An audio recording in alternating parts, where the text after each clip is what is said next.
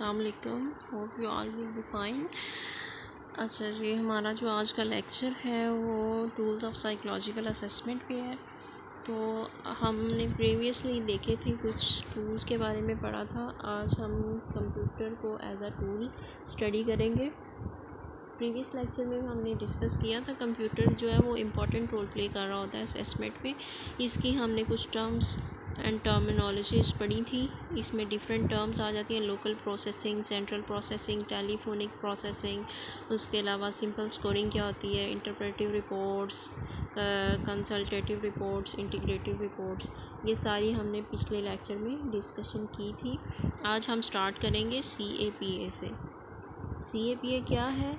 ये computer assisted psychological assessment है और इसको हम यूज़ कर सकते हैं कि कंप्यूटर को एज अ असिस्टेंट या कंप्यूटर को एज अ साइकोलॉजिकल असिस्टेंट के तौर पे एज अ टूल यूज़ करते हैं। ठीक है, तो यहाँ पे उन्होंने बात की है कि here the word assisted typically refers to the assistant computer provide to the test user, not to the test taker. Means के जो टेस्ट यूज़र होते हैं वो कंप्यूटर को एज आ असिस्टेंट के तौर पे यूज़ करते हैं। ठीक है, असेसमेंट में। उसके बाद क्या है CAT क्या है? ये कंप्यूटर अडाप्टिव टेस्टिंग है। अडाप्टिव मींस के ऐसा कंप्यूटर का जो पार्ट है या ऐसी कोई उसकी एबिलिटी है जिसको टेस्ट टेकर यूज़ करते हुए अपनी असेसमेंट कंप्लीट करता है और उसमें टेस्ट टेकिंग के पैटर्न्स इन्वॉल्व होते हैं। ठीक है, so on the computerised test of academic ability, the computer might be programmed to switch from testing math skills to English skills। मतलब वो कहते हैं कि कंप्यूटराइज जो टेस्ट होते हैं वो उसमें एक प्रोग्राम या प्लान सेट कर दिया जाता है जिसके अकॉर्डिंग फिर एकेडमिक एक्टिविटी को चेक किया जाता है, कितनी एबिलिटी है उस पर्सन के अंदर, उसके मैथ स्किल्स को, इंग्लिश स्किल्स को स्विच ऑन किया जाता है कि एक दफ़ा अगर वो मैथ्स के 3 ट्रायल्स में फ़ेल हो चुका है पर्सन, उसने उसमें एक्सेल नहीं किया तो उसको इंग्लिश स्किल्स में जज किया जाता है। ठीक है, नेक्स्ट है अदर टूल्स में DVD इंपॉर्टेंट रोल प्ले करती है। DVD में क्या होता है कि take a moment to consider the role that video can play in assessment.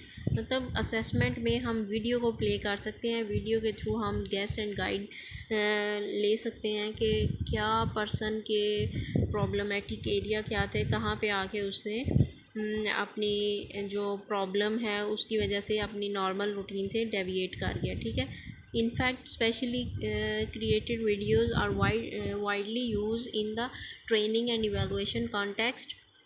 For example, corporate personnel may be asked to respond to the variety of video presented. Incidents of the sexual harassment in work places. ये जो mostly cases आते हैं sexual harassment के, इसमें भी video play को important role play किया जाता है वीडियो का, क्योंकि वीडियो जो प्रेजेंट होती है उसमें ईच एंड एवरीथिंग डिस्प्ले हो रही होती है। उसमें आपको ज़्यादा हिंट्स एंड चांसेस मिलते हैं कि आप उस पर्सन के बारे में इवेलुएट कर सकें। ठीक है, उसके बाद पुलिस पर्सनल है, may be ask about how many response to various types of emergencies which are presented either the video recording of the actual occurrence। मतलब जो पुलिस वाले बंदे होते हैं या पुलिस मैन्स होते हैं जिन्होंने इंक्वायरीज़ करनी होती हैं किसी भी केस के अकॉर्डिंग या किसी केस के अगेंस्ट, तो वो वीडियो को प्रेफरेंस देते हैं कि उस टाइप पे जो उधर आई विक्टम्स या आई विटनेसेस थे वो लोग वहाँ पे उनको वीडियोस के थ्रू उसके सारे सिनेरियो की डिटेल देते हैं। ठीक है, उसके अकॉर्डिंग फिर वो अपनी रिपोर्ट तैयार करते हैं, अपनी फ़ाइल को रेडी करते हैं। ठीक है, अच्छा जी, आगे बात करें अगर साइकोथेरेपिस्ट की। साइकोथेरेपिस्ट में asked to respond with diagnosis and treatment plan for each several client presented to them on video tape. The list of the videos potential application to the assessment in is endless. कहते हैं कि जो psychotherapist होते हैं ना वो कोई भी डायग्नोसिस वगैरह या ट्रीटमेंट प्लान करना है तो उनके सामने जो भी उनको वीडियो टैप में रिकॉर्डिंग दिखाई जाती है, उसके अकॉर्डिंग वो अपनी रिपोर्ट तैयार करते हैं। ठीक है, नेक्स्ट आ जाता है कंप्यूटर असिस्टेंट जो टेक्निक होती है, उसमें हम यूज़ करते हैं इसके देखते हैं कि इसके प्रोज और कॉन्स क्या हैं। ठीक है, प्रोज मीन इसके एडवांटेजेस एंड कॉन्स मीन इसके डिसएडवांटेजेस। जो CAPA है ये सेव करता है प्रोफेशनल के टाइम को, मतलब कोई भी अगर इसमें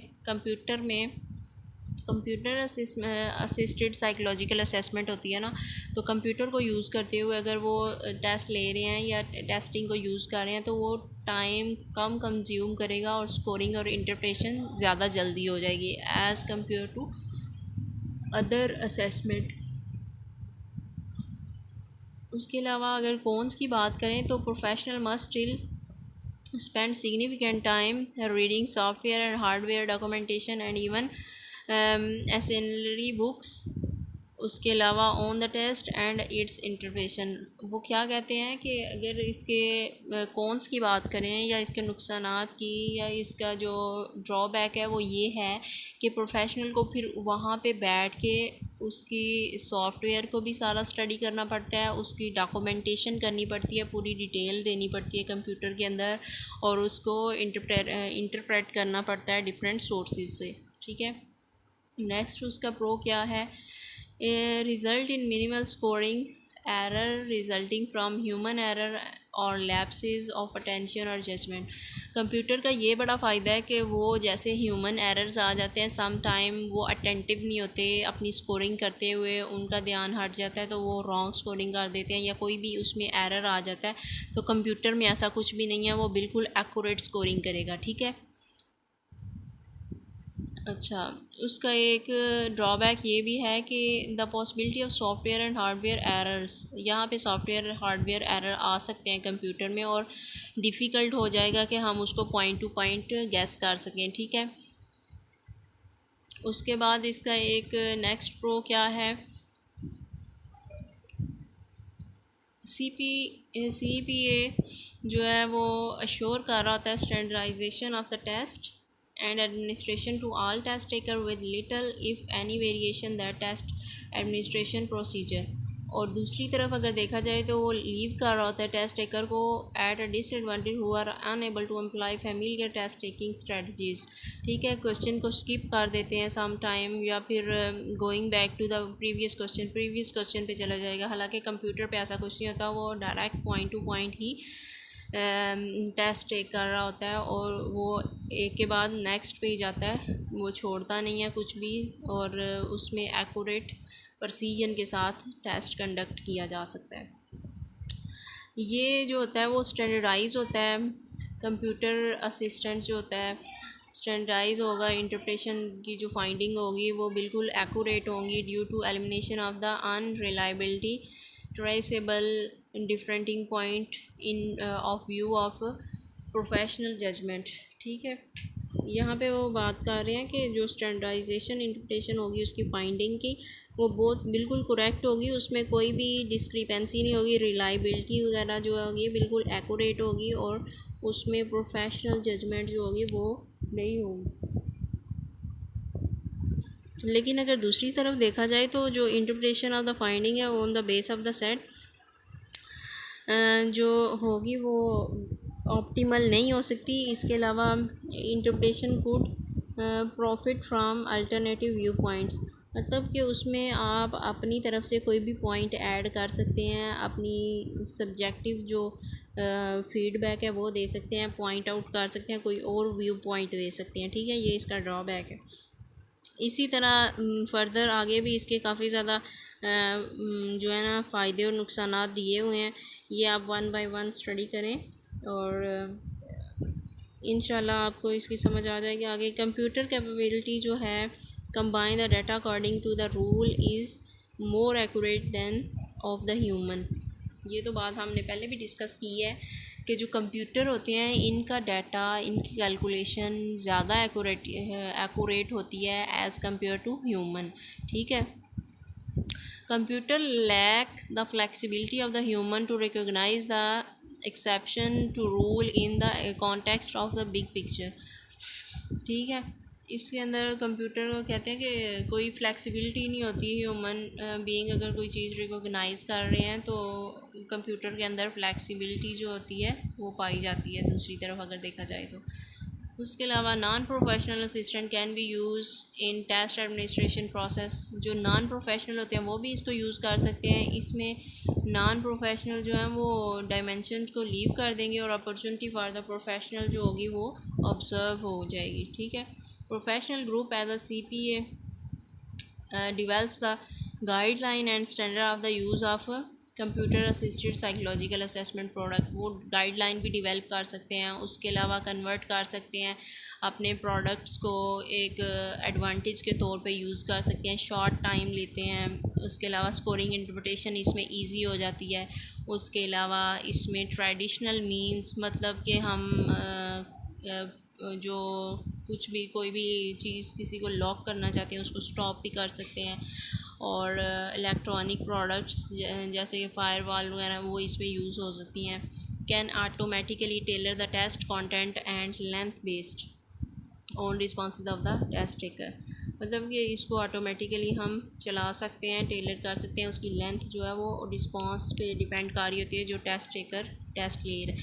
उसके अलावा जो है यहाँ से इसके कॉन्स देख लेते हैं कि जो नॉन प्रोफेशनल में also create the distribute test with little regard of the professional guideline. जो नॉन प्रोफेशनल होते हैं उन वो जो है अपने तरीके से ही टेस्ट को लेंगे। इसमें कोई भी उनका जो है ना कंप्यूटर या प्रोफेशनल गाइडलाइन से रिलेटेड कोई काम नहीं होगा। फिर इसमें पेपर पेंसिल यूज़ कर सकते हैं। Converted for the computer administration and rise the question about the equivalence of the original test it covered them. ठीक है। उसके अलावा not all test taker take the same test have the same test taking experience. सारे test taker जो हैं वो same taste नहीं ले सकते। उसके अलावा उसमें जो है ना उसका एक्सपीरियंस भी सेम नहीं होगा। हर एक का एक्सपीरियंस डिफरेंट होता है। उसके बाद आगे आ जाता है कि who what why how and where. ये जो जितनी भी टर्म्स हैं ना ये साइकोलॉजिकल असेसमेंट में यूज़ होती हैं। ठीक है। Who are the parties in the assessment enterprise, in what type of setting and assessment conducted, why is assessment conducted, how assessment conducted, where does one go for authoritative information about test, think about the answer of each of these important question before reading on, then check your own ideas against those that follow। ठीक है। इसमें सारी की सारी बात assessment की हो रही है कि कौन असेसमेंट कंडक्ट करने जा रहा है, कैसे कंडक्ट किया जा सकता है, क्या असेसमेंट जो है वो कंडक्ट हो रही है। उसके अलावा डिफरेंट जो इधर टर्म्स दी हुई हैं इसके अकॉर्डिंग जो है असेसमेंट को कंडक्ट करना, इसलिए ये टर्म्स दी गई हैं। ठीक है। उसके अलावा ये फिर आगे इनकी फ़र्दर डिटेल दी हुई है। Who are the parties in the assessment enterprise include the developer and publisher of the test. जो लोग टेस्ट डिवेल्प करते हैं और उसको पब्लिश करते हैं वो सारी की सारी टेस्ट की पार्टीज़ होती हैं। ठीक है। User of the test, test use करने वाले भी उसी पार्टी में इन्वॉल्व होते हैं। And people who are evaluated by mean of the test, और जिनको इवेलुएट करते हैं टेस्ट के थ्रू वो भी उसी पार्टी में शामिल होते हैं। ठीक है। Additionally we may consider the society at large as a party to assessment enterprise. ठीक है। टेस्ट डिवेल्पर कौन से होते हैं? Test developers and publisher create the test और अदर मेथड ऑफ असेसमेंट। जैसा कि अमेरिकन साइकोलॉजिकल एसोसिएशन एस्टिमेट कर रही होती है more than 2000 new psychological test are develop each year. ठीक है। हर साल में अमेरिकन साइकोलॉजिकल टेस्टिंग के अकॉर्डिंग ये एक बहुत बड़ा रिसर्च का इंस्टीट्यूट है। इसके अकॉर्डिंग अगर देखा जाए तो 20,000 जो साइकोलॉजिकल टेस्ट हैं हर साल डिवेल्प होते हैं। उनको जो है वो न्यू टेस्ट बनाते हैं। ठीक है। Among these new test are some that were conducted for specific research study, some that were created in the hope that may would be published। वो इसलिए बनाए जाते हैं क्योंकि कुछ तो रिसर्च स्टडी में यूज़ होते हैं और कुछ लोग उसको पब्लिश करवाना चाहते हैं। ठीक है। Test creator bring a variety array of background and interest to test development process, ठीक है। आगे टेस्ट यूज़र की बात आ जाती है। टेस्ट यूज़र का आपको पता है कि psychological test and assessment methodology are use by wide range of professionals. बहुत सारे प्रोफेशनल इसको यूज़ करते हैं, counsellor, clinician, school psychologist, human resource panel, HR management वाले जितने भी ऑर्गेनाइजेशन के लोग जिन्होंने अपने एम्प्लॉयज़ को हायर करना होता है और डिफरेंट साइकोलॉजिकल डिसऑर्डर्स के लिए यूज़ होता है, स्कूल सेटिंग में यूज़ होता है। टेस्ट यूज़र बहुत सारे लोग होते हैं, ठीक है। और स्पेशली जो साइकोलॉजी की फील्ड से रिलेटेड बंदे होते हैं वो इसको यूज़ करते हैं। अंडरस्टैंड? ओके। नेक्स्ट है test taker. Having all test taken we all have had first hand experience in the role of test taker. However, putting ourselves in the position of test user, it is important to develop and appreciate for the many varied ways that test taker can approach an assessment, ठीक है। इसमें फिर आगे further उन्होंने different variables बताए हुए हैं कि टेस्ट टेकर में very on a continuum with respect to numerous variable including the amount of test anxiety they are experiencing and degree to which that test anxiety might be significantly affect the test result, ठीक है। ये different आगे से इसकी approaches हैं जिसमें different type के test use हुए हैं और टेस्ट के बारे में बताया हुआ है कि कौन कौन से टेस्ट टेकर हो सकते हैं, ठीक है। सम एक्सटेंड में उसके रैशनैलिटी ऑफ असेसमेंट को में यूज़ किया जाता है। कैपेसिटी एंड विलिंगनेस जो है वो to cooperate with the examiner, ये बहुत इंपॉर्टेंट है। उसके अलावा physical pain and emotional stress के लिए इसको यूज़ करते हैं। फिर amount of physical discomfortable brought on by not having and had enough to eat, मतलब ये डिफरेंट डिसऑर्डर्स हैं, उन सब में इनका इम्पोर्टेंट रोल है और हर एक के लिए अलग से टेस्टिंग यूज़ हो रही है, ठीक है।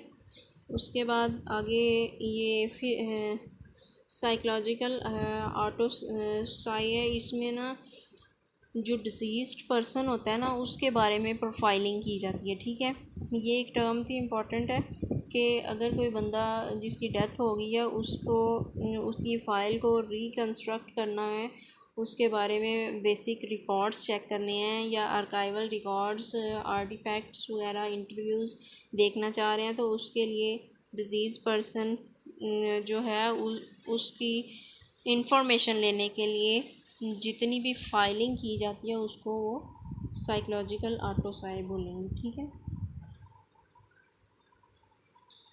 उसके बाद सोसाइटी एट लार्ज में जो इम्पोर्टेंट चीज़ है वो है organising and systematising has historically manifested itself, मतलब कि सोसाइटी जो है वो भी इम्पोर्टेंट रोल प्ले कर रही होती है। हर एक सेटिंग में सोसाइटी का बहुत इम्पोर्टेंट रोल होता है, ठीक है।